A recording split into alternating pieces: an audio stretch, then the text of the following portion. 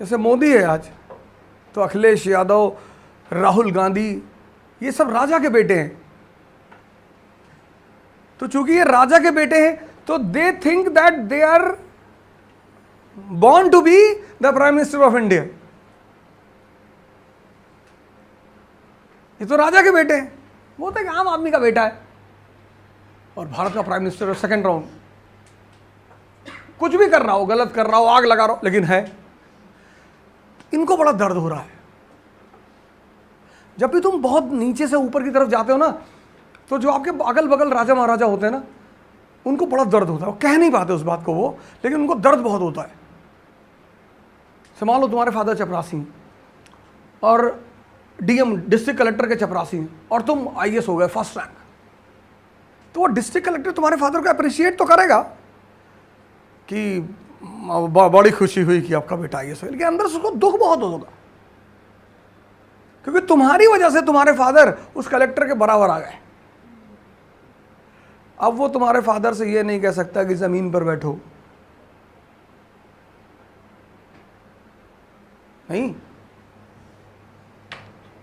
उसको दुख ये नहीं है कि तुम आईएएस बन गए, उसको दुख ये है कि कल तक जो आदमी मेरा चपरासी था, आज मुझे उसे अपने बगल बिठाना पड़ेगा क्योंकि इसका बेटा डीएम है।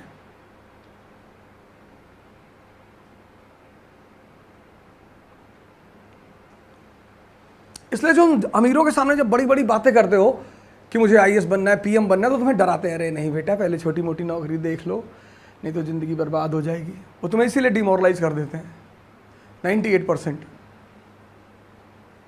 कि इतना आसान थोड़ी होता है बेटा, बैंक में ट्राई कर लो, पहले ज़्यादा नहीं उड़ते। और अगर 10 लोग तुम्हें लगातार ये बात कहते चले हैं, भाई अगर तुम्हें कोई आदमी मिले कि अरे तुम्हारा चेहरा पीला लग रहा है, बीमार हो? नहीं, कोई बीमारी नहीं। फिर दूसरे दिन फिर तुम आगे बढ़े, फिर दूसरे आदमी ने कह दिया, फिर थोड़ा सा आगे गए, तो जब 10वां आदमी कहेगा ना, तो तुम्हें बिलीव हो जाएगा कि मैं बीमार हूं। जब तुम अपनी रिपोर्ट्स लेते हो, जाते हो ना डॉक्टर के पास, ब्लड रिपोर्ट, तो हालत खराब रहती, और जब वो ऐसे आंख करके देखता है तब तो तुम्हारी और खराब हो जाती है भाई।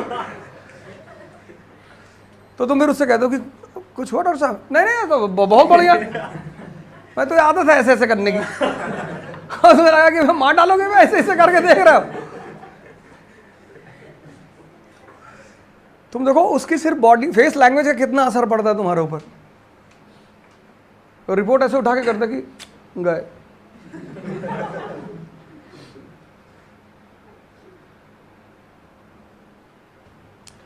इसलिए सिर्फ अपनी बातों पे भरोसा किया करो। मुझसे तो बहुत लोग कहते रहते हैं, घर में बाहर अंदर ये वो चिल्लाते रहते, कुछ नहीं कर पाओगे, ये नहीं कर। कईयों को तो गाली दे के भगा दिया, कईयों को पीट दिया, किसी का सामान चोरी कर लिए, किसी के बच्चे को मार दिया 2-3 हाथ रात में पकड़ के, और रोता रोता चला है, पीपल के नीचे मारा, वो पीपल के नीचे रहता ऊपर। मेरे खिलाफ जो बोलेगा उसको मैं परेशान करूंगा। ये बात वीडियो में जानी चाहिए।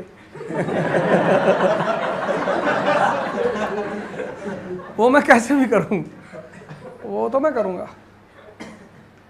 मजा आता है मुझे। मैं ये कह रहा था कि whenever you do certain things there should be a reason। ये Awadh, and whenever you alive with someone, जिंदगी में one of the important part of life is friendship। कभी मरे हुए लोगों के साथ मत बैठना, या तो बैठो ही मत। कि एक मकान खरीद लें तो समझ लो जिंदगी सफल हो गई, ऐसे लोगों के साथ कभी मत बैठना, भगा दो मार के तुरंत, भागो ऐसे। क्योंकि तुम जिनके साथ बैठोगे वो बहुत प्रभाव डालेंगे तुम्हारे ऊपर। इसलिए भगवान की मूर्ति के अगल बगल कोई मूर्ति नहीं होती।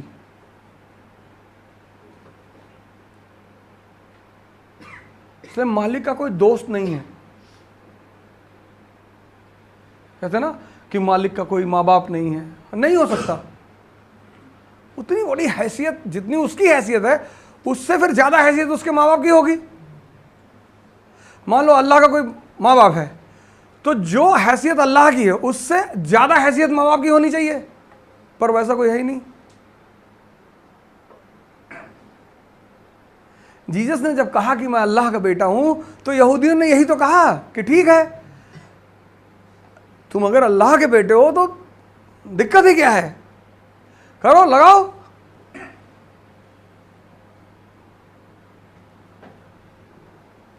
भाई तुमने गाड़ी रोकी, पुलिस वालों ने गाड़ी रोकी तुम्हारी चौराहे पे, और तुमने नरेंद्र मोदी को फोन लगा दिया कि नरेंद्र,